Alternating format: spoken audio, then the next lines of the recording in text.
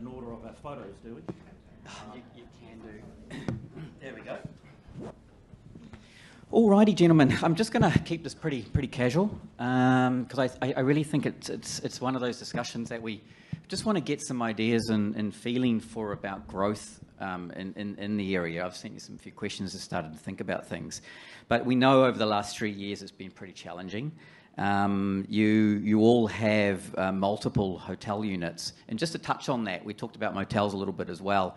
A lot of the conversations that we're going to be having today can apply to smaller business owners like myself. I've got a couple of properties. I could have one. We're all either a leaseholder, so we've got owners, and I think being able to understand your owner's perspective is really, really important when negotiating rents and things like that. And also if you're an owner or looking to grow and develop and also look at what you're doing with your concepts in your hotels at the minute. So we'll just start to get underway. Now, Karl, I'm going to start off with you. And just to give us a little bit of a background about the investment appetite for hotels or smaller properties throughout New Zealand at the minute. All right, Troy, I'll try not to answer that question like a politician, but let me tell you something.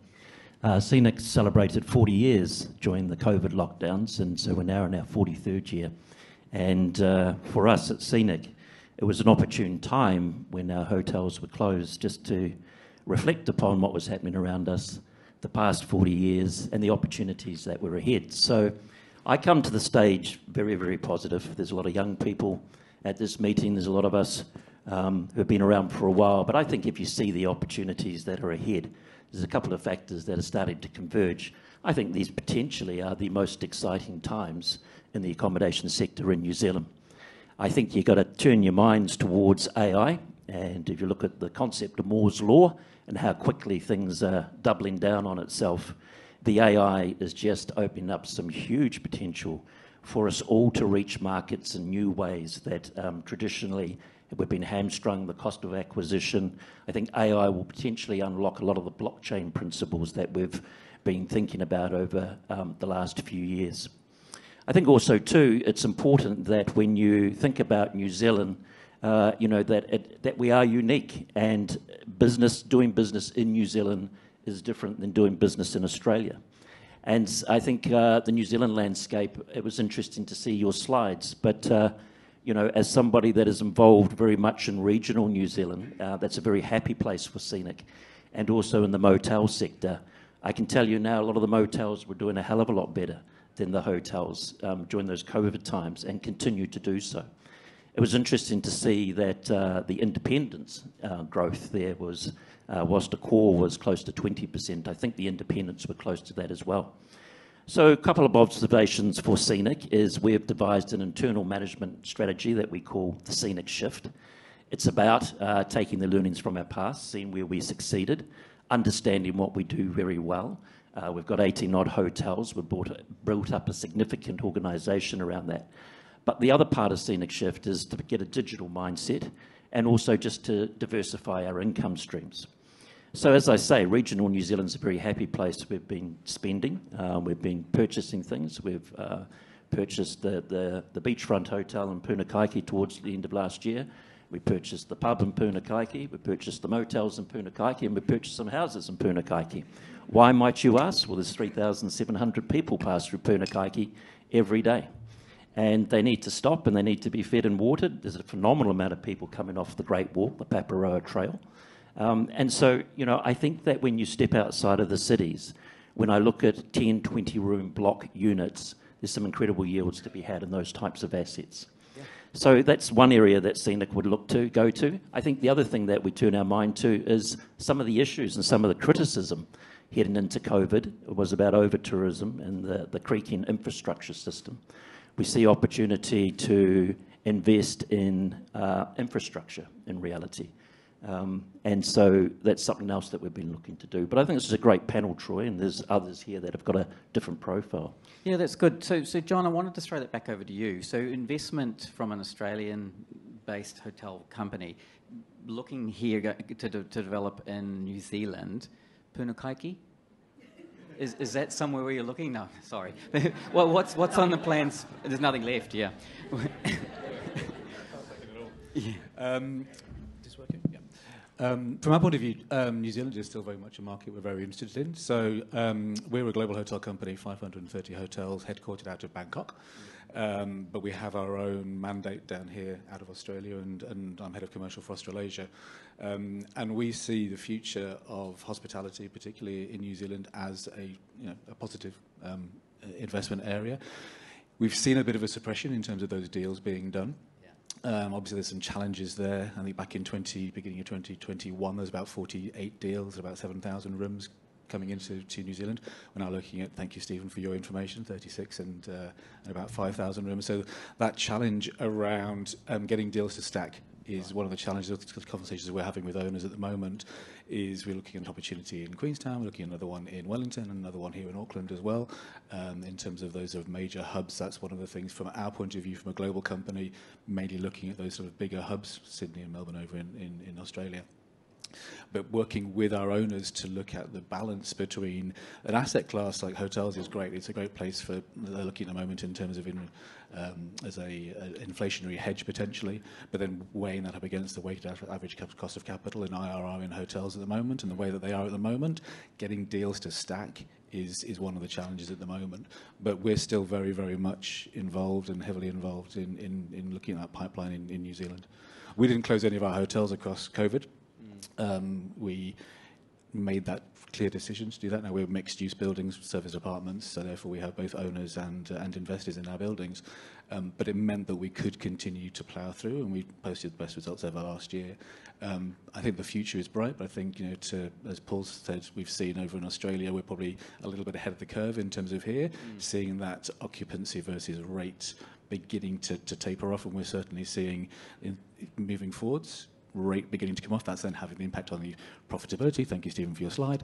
And that's obviously then seeing how the deals stack up. So it's going to be, as that interest rates change and maybe don't move as much, we'll start seeing maybe some more appetite, but certainly probably more from a private equity point of view than debt servicing.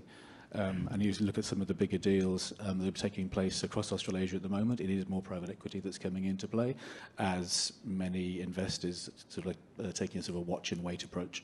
Yeah, that's what I was going to say. So raising money from anyone, from a small operator to a big operator, is still an issue. So we're basically looking at people who've got a whole lot of money, and hotels are still that, I don't know, the jewel in their sort of financial asset kit. And there's a cachet and a kudos to owning a hotel and being able to sit there and say, that's mine. Mm-hmm. Yeah, absolutely. Yeah, Michael, what about you? Because some of your hotels are quite cutting edge when I had a look on the thing, and we're going to touch on that a little bit in a minute about some of those concepts and ideas and where they sit with everybody. But how about you're going in as far as New Zealand goes? Well, we're more on the side of private equity, so that's where we're coming from. And when we look at assets, we're looking at adding value. And the way we add value can take different shapes or forms. I think Sam touched on earlier today about technology, how we embrace technology and how COVID has accelerated how hotels are embracing technology to scale and to basically drive the bottom line as well as the top line. When we're looking at operational structure, we're shifting, and I think the industry at large is shifting from HMA model to franchise and soft brands, just generally because, the Accor and IHG are becoming so big that it's really difficult for an owner to stand out and get the support that you need. So I think the HMA model is no longer giving the support that the owners are expecting, and they're turning towards the franchise model or the soft brand model, which gives them that distribution, commercial edge without a lot of the overhead that the HMA model might necessarily, lock you in with. But you need to compensate that with very strong asset managers and people on the ground, so local knowledge. So here, obviously in New Zealand, our partners with Haka Lodge are playing a huge part in making sure that those assets are well looked after and that we are getting, again, value from these assets. So, Karl, we're going to touch on that a little bit later about soft brand, hard brands and the like. But so you're predominantly the older style hard brand model. So how is that working for you? Are you looking at continuing that going and the likes, or are you looking at branching out to some of these other ownership models, ownership operational models? Yeah, I think there's some interesting perspectives there. And again, I just come back to where Scenic's historically invested and been involved in the regions and communities it's in. I think, I see opportunity in my world and in my network with, immigrant New Zealanders who have done well. They started off with their dairy, they worked through the bottle shop, they've gone to the petrol station, they've gone to the Four Square store, they're now investing in tourist products and accommodation product, right? And I think that it's a bit of a minefield out there. There's a lot of really good New Zealanders who work hard in these motels and these independent properties, but they do need some help, right? And so I think, to your point, yes, absolutely, the soft brand approach or the franchising is highly appropriate for them. You will know that Scenic last year, as part of that diversification, acquired Mitchell Corp, and whilst the two companies are very independent, what we do is we do use the organisation of Scenic to help those business owners, with other aspects of business services. So I think that's what we're seeing other groups do as well, right? You've got these organisations that have a whole heap of intel and expertise, and I think that's a good opportunity and a good place to be at the moment. Yeah, and I guess a probably good takeaway is as a freestanding individual owner, it's pretty tough out there nowadays, isn't it? So raising finance all the way through to operating models and getting business through to GDS and the like. So partnering with someone in a way that has that knowledge is really, really important. Well, I think you're right, and I think that it's an interesting question, and it was interesting that the audience didn't really answer your occupancy growth if you were to do some discounting. But I think that I sit there and look at the hard work that people have put in to keep their assets, and understanding that in the New Zealand environment, with a lot of the types of folk that I'm involved in, they've highly leveraged themselves. So I can fully understand, for the sake of cash flow, that you would get that asset utilisation, right? They are fatigued at the end of these couple of years. So I do think there's great opportunity for those of us that have organisations that can greatly help these people, that it is much appreciated, right?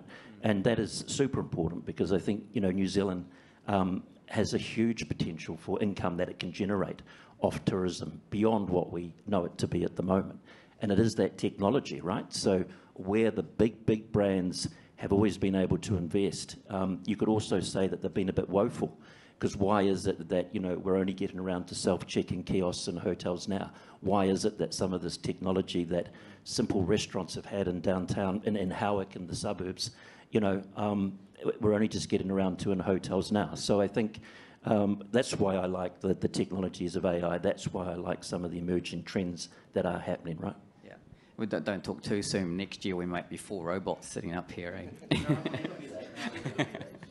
Good. Hey, we're going to change tact a little bit and just throw some light on this sort of new concepts of hotels and models that are out there at the minute.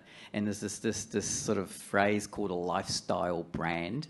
Now, I've had some conversations to people today about some of the hotels I've been staying with, even here in Auckland. So we're starting to see some change in concepts of rooms and the likes that are coming on the market.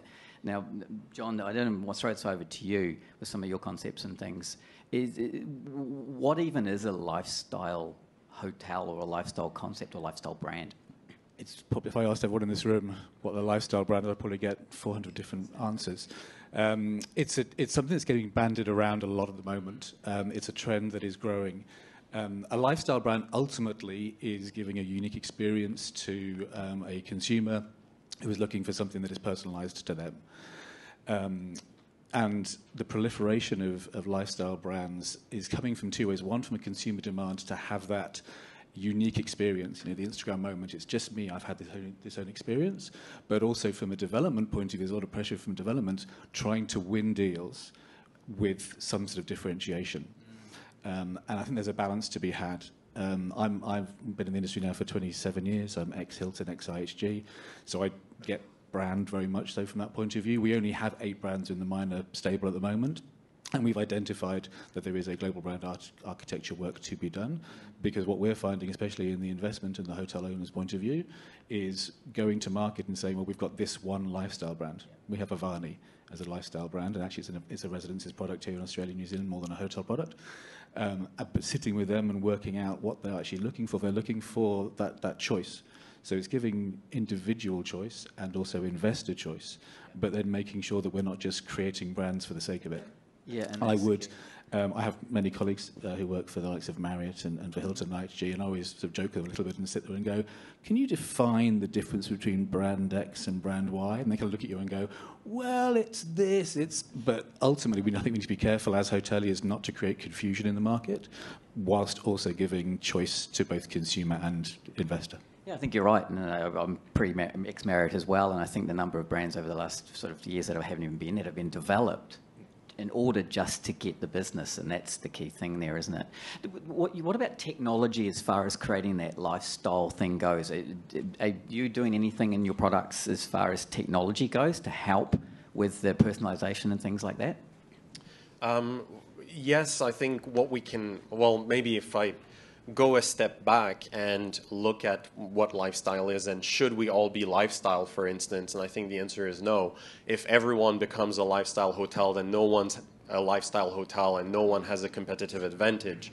I think, however, traditional hotels can learn from some of the more successful lifestyle hotels and brands in terms of how they embrace technology. I think a lot of them are quite cutting edge and a little bit more risk taker when it comes to embracing technology and putting technology in their properties.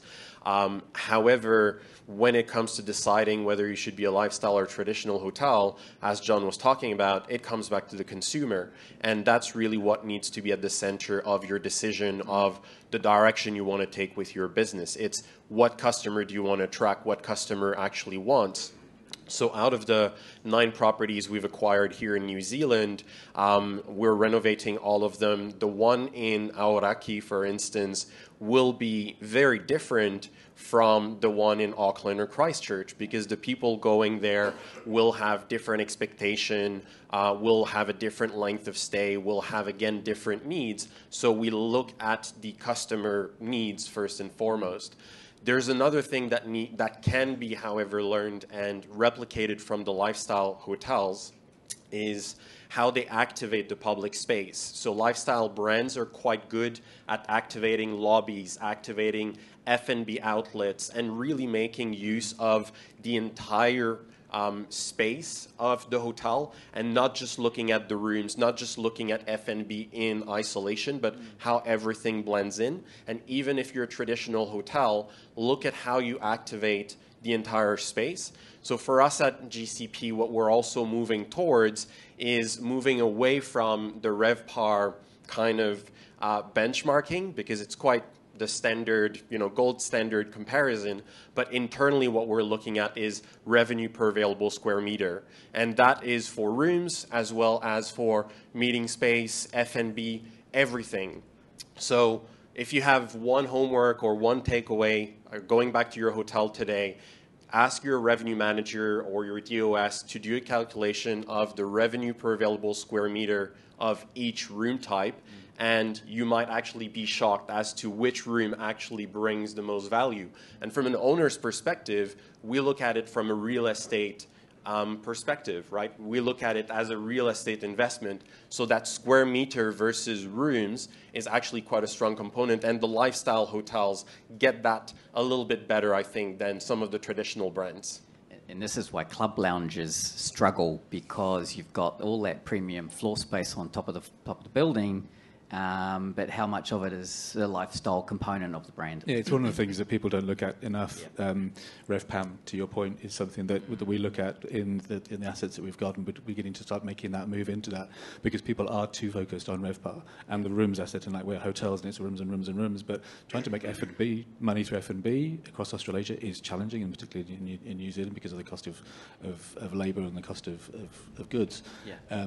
But then looking at it as a wider thing, says, okay, what's your meeting room occupancy? Yeah. Are you looking at it 3 times a day, once a day? And then looking at all of your floor space and saying, where can we get the most return on that asset? And that's where we need to move forward in terms of getting better returns for owners and investors. Yeah. And Karl, I'm going to throw you a curly one. So F&B, how does that fit in your thinking? Because obviously we've got products, and it's not on the questions. Yeah. So because the other gentlemen do F&B, and it's part of this whole thing. But some of the older products that are out there in the market at the minute, and do I go out and knock a hole in a couple of rooms and put in an F&B concept to bring some lifestyle component to my brand, or not? What's your view on that? I think Michael and John have spoke well to that. I think Michael's point about the revenue per square metre is a great one. And if you want to master that, go and do some time at foodstuffs and learn what the grocery trade do, right? Because they get down to square centimetres on shelf space, right? So I think it addresses your point. But what I think that also lifestyle was initially setting out to do was to take a building that was not your traditional hotel. It was somewhat bland. It was a way to put some cutting-edge decor in it, make it a bit fancy, make it feel good that you want to be there. Alone togetherness is the concept in the lobby. But I think it was also about bringing other experts in, right? So your restaurant might be leased out, or you might come up with some revenue-sharing opportunity. Because I think, again, what I see is go to rural New Zealand and go and see the rural folk that will drive down to, to Punakaiki for the traditional buffet on a Thursday night. It's alive and well, right? But do the buffet well. And I guess in hotels, we were a bit guilty of losing our way. So if you can't do it, the incredible thing with lifestyle product is get the other community, get those other businesses in to make you look really good. They'll do a far better job at it than often we did with F&B. Yeah, it's a good point. When we're doing a lot more of that with the local communities. Like, we don't have too much time left, and I have one more question, and it's a bit of a tricky, curly question. But some of the older ones of us in the room will remember Project Palace, and that was well, the worry that I have going forward, although we see a stream of hotels coming up in the future and more rooms in things, I feel that sometimes the type of product that we're coming up with and the number of rooms that we're requiring going ahead might not quite be right on target. And especially when we hear today that we have VIPs from FIFA coming and they drive to Hamilton, they drive back because there is nowhere in Hamilton for them to actually stay that we can look after VIPs from FIFA. So if there was something that we could change, for example, to gentlemen from overseas, to entice investors more down in New Zealand, what would that be? Direct flights from Bangkok for me. Yeah. Less connections. Fair enough. Capacity, definitely. Yeah. Make it easier. One of my views that was, whilst the pandemic was on, was that I was expecting a much bigger influx afterwards down to Australia and New Zealand because we handled the pandemic broadly well from an international point of view. Most people would. I was back in Europe just a month ago and talking to people and saying, you had it easier down there, and I said, well, I don't think we had it easier, but we just managed the numbers better. So we're seeing it as a safe place to travel to, but the whole thing of it's a bloody long way is something we do really need to work on, and those connections, and certainly sort of direct flights coming in from New York I think is really good. Project Sunrise with Qantas I think will certainly help from that point of view, because it's a 30-hour door-to-door trip or 34-hour door-to-door trip from Europe is going to have an impact on us.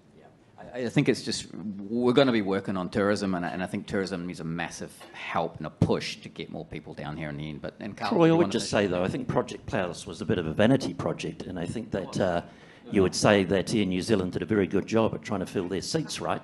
So build some five-star hotels. The joke of it was they went offshore to find investors, and they were here in New Zealand. Very few hotels came of that. The one hotel that did come around the time it was open then faced a local council that introduced a targeted rate. So I think if you want to go offshore and attract investors to New Zealand, let's make sure we've got the consents in place. Let's make sure we've got the mayors lined up that go, yes, these sites, come and have a look at these sites in Hamilton. Here's how you're going to build it. Here's 10 builders that will do it. Here's the sheetrock. Let's do it. Let's get serious about this stuff. This is not hard, but it takes a level of cooperation, collaboration, and we can do it, you know. But that was a very clunky thing and shameful, really. Yeah. Good. Well, that's sort of the questions that I... We're working on it, okay? Well, we're working on it. There's a lot of stuff happening. So. But we've got 3 minutes, 2 minutes, 1 minute, done? Okay, fine. Gentlemen, all available. 1 minute, one question. Does anybody have a question? Anyone need any questions? Your time is very valuable. Okay, very good. Hey, thank you very, very much for coming along and supporting the conference. And